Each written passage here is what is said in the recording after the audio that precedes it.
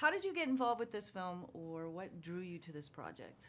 A good friend of mine is also a good friend of David's, and he was a sound guy on this movie I was doing. So one day after work, we're talking, and he's like, yeah, you know, my friend is doing a movie, and I think you'd be good in it. I was like, are you serious?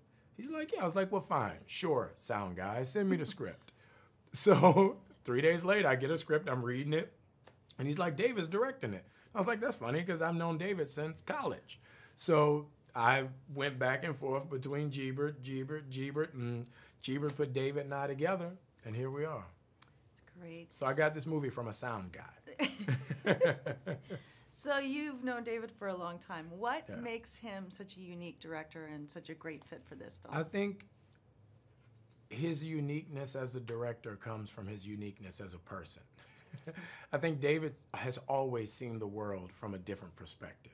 And, you know, what's fun about that is anybody else makes this movie and it's just a dull political drama.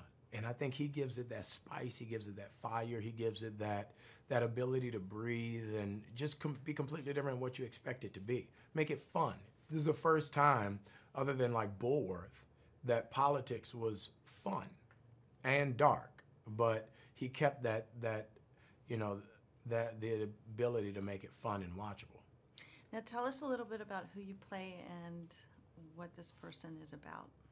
I play Ben. He's a young political analyst, and he's hired to go to Bolivia and get Castile back into the presidential race, who's down by 27 points when we show up. He's the voice of reason. He's the moral compass of the film. He doesn't do anything entirely right. He doesn't do anything entirely wrong, but he makes sure that everything gets done. And when he meets Calamity Jane, Sandy's character, it's probably the worst day of his professional career.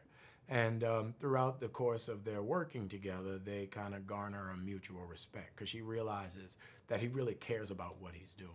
And he realizes that she really cares about what she's doing, when in actuality, when it started, they were on opposite sides of the field.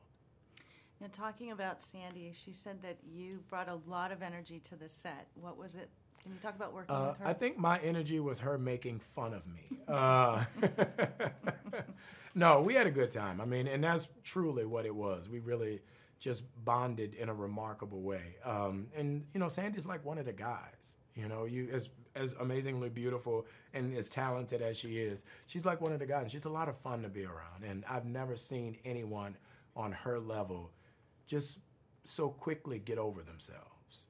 You know, she's really into playing fair with everyone. She's the kid on the playground that if you take their toy, she'll just go find another toy instead of hitting you. Now, at first glance, this looks like a film about politics, but it is much more. Can you expand on that? It's about personal ethics, too, correct? Definitely. You know, I think the most important thing around this movie is the idea of this brand. If you take these characters out of this movie and put them in any other world, in any other environment, they'd be doing the exact same thing. Because they're not really doing politics. They're branding an individual. And that's what politics has become. Now, they did a great job in recreating Bolivia, and you shot in New Orleans, New Orleans too. and So Puerto Rico, yeah. That was a pretty good undertaking. How was that shooting there? Well, you know, I realized very early on in life that New Orleans is the backdrop of the world. If you want to find Spain, you can find Spain. If you want to find France, you can find France. If you want to find the ghettos of Massachusetts, you can find them in New Orleans.